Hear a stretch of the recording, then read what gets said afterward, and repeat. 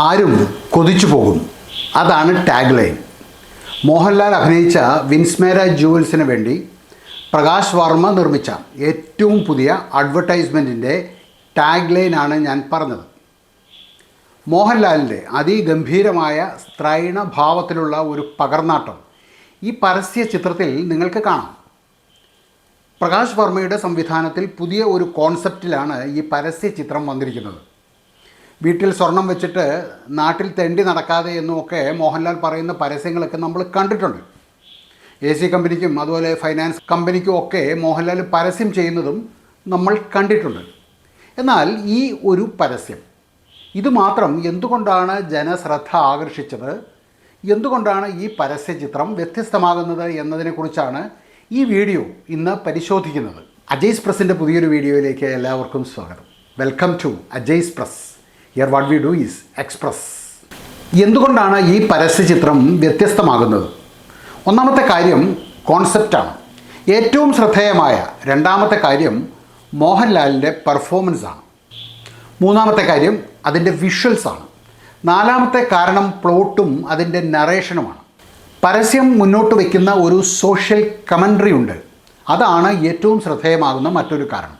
ഇങ്ങനെ കുറേ അധികം കാര്യങ്ങൾ ഈ പരസ്യ ചിത്രത്തെ സംബന്ധിച്ചിടത്തോളം അതിനെ മറ്റ് ഏതൊരു പരസ്യ ചിത്രവുമായി വേറിട്ട് നിർത്തുന്നുണ്ട്. മോഹൻലാൽ എന്ന മഹാനടൻ്റെ പ്രസൻസാണ് ഈ പരസ്യ ചിത്രത്തിന് ഇത്രമാത്രം മൈലേജ് റിലീസ് ചെയ്ത് കുറച്ച് മണിക്കൂറുകൾക്കകം കിട്ടുന്നതിന് കാരണമായത്. അക്കാര്യത്തിൽ ആർക്കും തർക്കമുണ്ടാകാനിടയില്ല. തുടരും എന്ന സിനിമയിലെ ജോർജ് സാർ ഉണ്ടാക്കിയ ഹൈപ്പ് തീർച്ചയായും പ്രകാശ് വർമ്മ എന്ന പരസ്യ ചിത്ര സംവിധായകനും ആ ഹൈപ്പ് ഉണ്ടാക്കി കൊടുത്തിട്ടുണ്ട്. ഇതൊക്കെ ചില കാരണങ്ങളാകുമ്പോഴും ഞാൻ നേരത്തെ പറഞ്ഞ ആ 4-5 കാരണങ്ങൾ ഈ പരസ്യ ചിത്രത്തിന് പുതിയൊരു ഡൈമെൻഷൻ നൽകുന്നുണ്ട്. ഈ പരസ്യത്തിൻ്റെ കോൺസെപ്റ്റാണ് ഇതിൻ്റെ ഹൈലൈറ്റ്. മോഹൻലാലിനെ പോലെ മലയാള സിനിമയിലെ ആണഴകിൻ്റെ പര്യായം, ആണത്വത്തിൻ്റെ പ്രതിരൂപമായിട്ടുള്ള ഒരു നടനെക്കൊണ്ട് പരമ്പരാഗത ജെൻഡർ നോംസിനെ സമർത്ഥമായി വെല്ലുവിളിക്കുകയാണ് ഒരു ജ്വല്ലറി പരസ്യത്തിലൂടെ സംവിധായകൻ പ്രകാശ് വർമ്മ.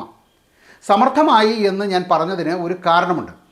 നമ്മുടെ പ്രതീക്ഷകളെ കൗശലപൂർവ്വം അട്ടിമറിച്ചുകൊണ്ട് ബ്യൂട്ടിയും ലക്ഷറിയും സ്ത്രീകളുടെ മാത്രം കുത്തകയല്ല എന്നാണ് ഈ പരസ്യം നമുക്ക് പറഞ്ഞു തരുന്നത്.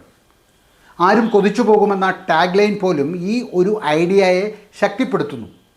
ജ്വല്ലറി അഥവാ ആഭരണങ്ങൾ എല്ലാവർക്കും അഭിലഷണീയമായിട്ടുള്ള ഒന്നാണ് എന്നാണ് ആ ടാഗ് ലൈൻ നമ്മളെ ഓർമ്മിപ്പിക്കുന്നത്. രണ്ടാമത്തെ കാര്യം മോഹൻലാലിൻ്റെ പെർഫോമൻസാണ്. ഈ പരസ്യത്തിൻ്റെ ആണിക്കല്ല് തീർച്ചയായും മോഹൻലാൽ തന്നെയാണ്, അദ്ദേഹത്തിൻ്റെ അഭിനയമാണ്. ആഭരണം ധരിച്ച് നിൽക്കുമ്പോൾ മോഹൻലാലിൽ ഉണ്ടാകുന്ന ആ മാറ്റമാണ് ശ്രദ്ധേയമായ കാര്യം. മോഹൻലാലിൻ്റെ വളരെ കോൺഫിഡൻ്റായ ഫ്ലാംബോയൻ്റായ ഒരു പേഴ്സോണ നമുക്കവിടെ കാണുവാൻ സാധിക്കും. സ്ത്രൈണഭാവങ്ങൾ അത് മുഖത്തും കണ്ണുകളിലും കൈകളിലും വിരലുകളിലും കാലുകളിലും എല്ലാം സെക്കൻഡുകൾ കൊണ്ട് മിന്നി മറയുന്നത് നമുക്കവിടെ കാണുവാൻ പറ്റും. കണ്ണാടിയിൽ നോക്കി സ്ത്രൈണഭാവങ്ങളോടെ ചുവടുകൾ വയ്ക്കുന്ന മോഹൻലാൽ. ഇത്രയും മനോഹരമായി സ്ത്രൈണഭാവങ്ങൾ അതേപടി അഭിനയിച്ച് ഫലിപ്പിക്കുന്ന നടന്മാർ നമുക്കില്ല എന്ന് തന്നെ പറയാം. ആ രംഗത്ത് 2 കൈകളും ആഭരണത്തിന് അരികിലൂടെ സാധാരണ സ്ത്രീകൾ മാത്രം ചെയ്യുന്നത് പോലെ സ്വന്തം നെഞ്ചിൽ തഴുകി തലോടി പോകുന്നുണ്ട് മോഹൻലാൽ. ആ സമയം മോഹൻലാലിൻ്റെ ശരീരത്ത് ഒരു നിർവൃതിയുടെ ഒരു രോമാഞ്ചത്തിൻ്റെ പ്രത്യേക എഫക്റ്റ് ഉണ്ടാകുന്നത് നമുക്ക് കാണുവാൻ പറ്റും. അദ്ദേഹം തന്നെ നമുക്കത് കാട്ടിത്തരുന്നുണ്ട്. വിരലിലെ മോതിരവും കയ്യിലെ ബ്രേസ്ലെറ്റും എല്ലാം അവിടെ ഭംഗിയായി കാണിക്കുന്നുണ്ട്. പക്ഷേ പരസ്യം ആദ്യം കണ്ടവർ എല്ലാം ഒരുപക്ഷെ മോഹൻലാലിൻ്റെ ആ ഒരു പരകായ പ്രവേശത്തിലാണ് ശ്രദ്ധിച്ചത് എന്ന കാര്യം തീർച്ചയാണ്. അത് ഒരു പരകായ പ്രവേശം പോലെ ഒന്നായിരുന്നു എന്ന് ഞാൻ പറഞ്ഞത് വെറുതെയല്ല. കാരണം കാരവനിലേക്ക് പ്രകാശ് വർമ്മ വന്ന് ചേട്ടാ എന്ന് വിളിക്കുമ്പോഴാണ് മോഹൻലാൽ പെട്ടെന്ന് ഒരു ഞെട്ടലോടെ സ്വന്തം സ്വത്വത്തിലേക്ക് തിരിച്ചു വരുന്നത്.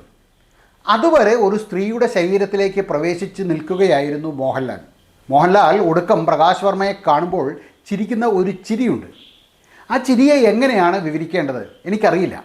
ഒരു പുരുഷൻ ആഭരണങ്ങൾ ധരിച്ച് നിൽക്കുന്നത് മറ്റൊരാൾ കാണുമ്പോൾ ഉണ്ടാകുന്ന ലജ്ജയാണോ അതോ കള്ളത്തരം കണ്ടുപിടിച്ചപ്പോൾ ഉണ്ടാകുന്ന ജാള്യതയാണോ? നിങ്ങൾ തന്നെ കണ്ടുപിടിക്കൂ.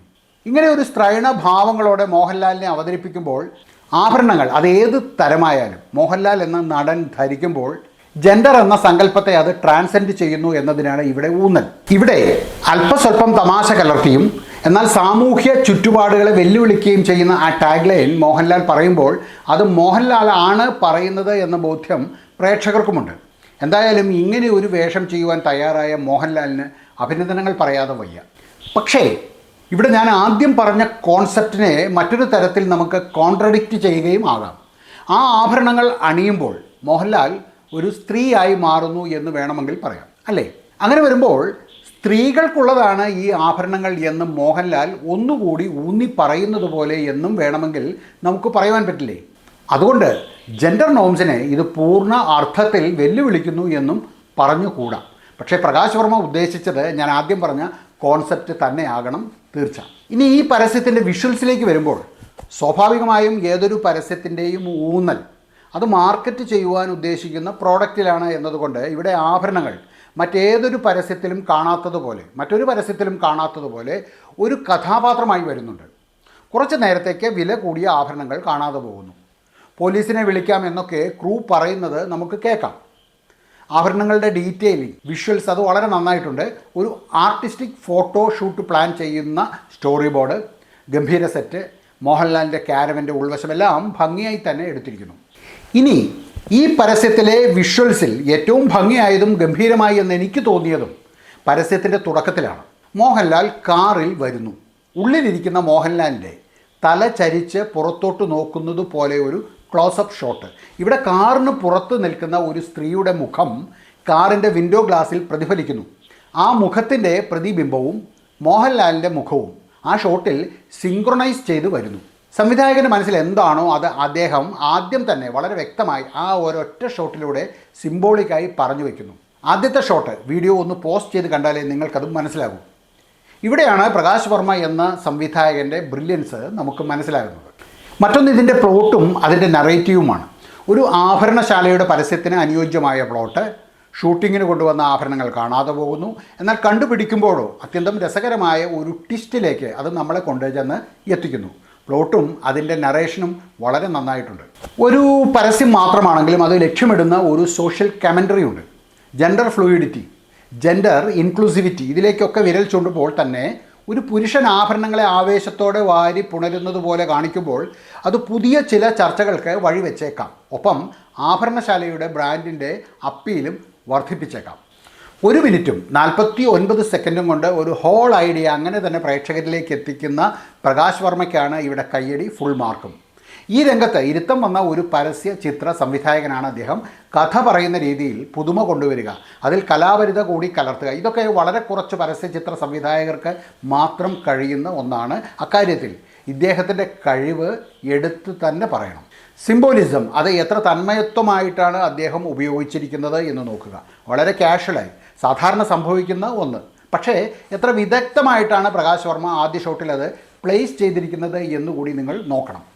അങ്ങനെ ആകെ കൂടി നോക്കുമ്പോൾ ഒരു പരസ്യ ചിത്രം തന്നെ ഹിറ്റാകുന്നത് മലയാളത്തിൽ അപൂർവമായി സംഭവിക്കുന്ന ഒന്നാണ്.